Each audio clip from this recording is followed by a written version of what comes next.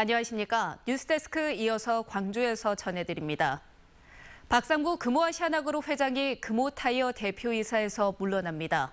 산업은행에 따르면 박상구 회장이 금호타이어 정상화 추진에 부담이 되지 않도록 경영진과 함께 퇴진하고 우선 매수권 행사도 포기하기로 했습니다.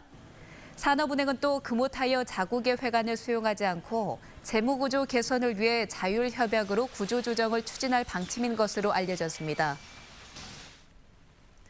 광주시와 두산건설 컨소시엄이 상무지구에 연료전지를 통한 대체 열원을 공급하는 실시 협약을 맺었습니다. 이번 협약을 통해 두산건설 컨소시엄은 내년 6월 제1하수처리장 유휴 부지에 1,760억 원을 들여 착공에 들어가 오는 2020년 7월부터 발전을 시작할 예정입니다. 연료전지 발전 사업은 수소와 산소를 화학 반응시켜 전기와 열을 생산하는 친환경 신재생에너지 시스템입니다.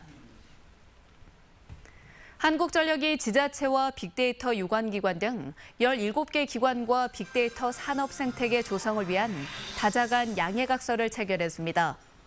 이번 협약은 빅데이터 관련 협력체계 구축으로 새로운 빅데이터 산업생태계를 조성하고 국가 성장 동력 창출을 선도하기 위해 마련됐습니다.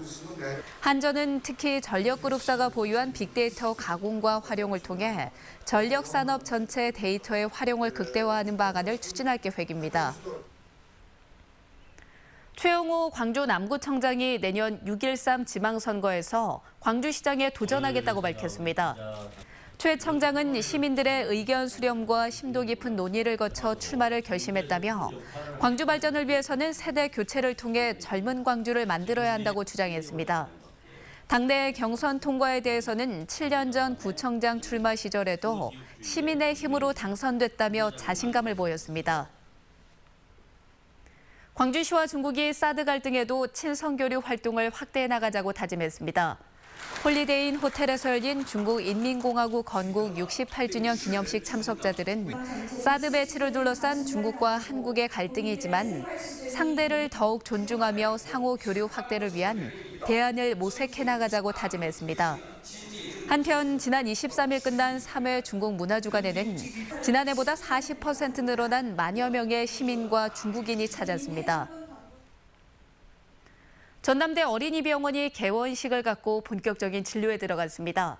지하 1층, 지상 8층으로 146병상을 갖춘 전남대 어린이병원은 어린이 환자에 대한 체계적이고 전문적인 진료 체계를 구축해 원인별, 연령별 통합 의료 서비스를 제공하게 됩니다. 특히 중증 질환자와 희귀 난치성 질환자 등에 대한 전문 치료 체계도 갖추어 효율적인 진료를 펼칠 수 있게 됐습니다. 영광 한비던전 방사능 누출 사고에 대비한 민관 합동훈련이 실시됐습니다. 오늘 훈련은 방사능 누출 사고 발생을 가정해 예방적 보호 차원에서 원전 반경 5km 이내 주민과 학생을 1차로 대피시키고 2차로 30km 이내 영광, 무안, 한평, 장성의 9개 읍면 주민 750명을 대피시켰습니다. 또 8개 비상의료기관을 운영하고 육해공에서 실시한 파악한 탐사조사 결과를 방재지휘센터로 전송해 오염 여부 확인과 함께 보호조치 훈련도 펼쳐졌습니다. 노동자와 농민, 서민을 위한 정당을 표방하는 민중당이 다음 달 15일 출범합니다.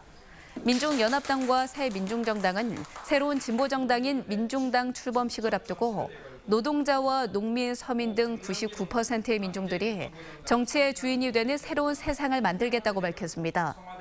민중연합당과 새민중정당은 신설 합당 방식으로 합친 뒤 다음 달 15일 서울에서 합당대회를 겸한 출범식을 가질 예정입니다. 김성 장흥 군수가 민주당에 복당했습니다. 민주당 전남도당은 오늘 당원자격심사위원회를 열어 무소속 김성 후보에 대해 복당을 허용했습니다. 그러나 강진원 강진군수에 대해서는 도당이 제시한 기준이 맞는지 여부를 다시 판단해야 한다며 복당을 보류했습니다.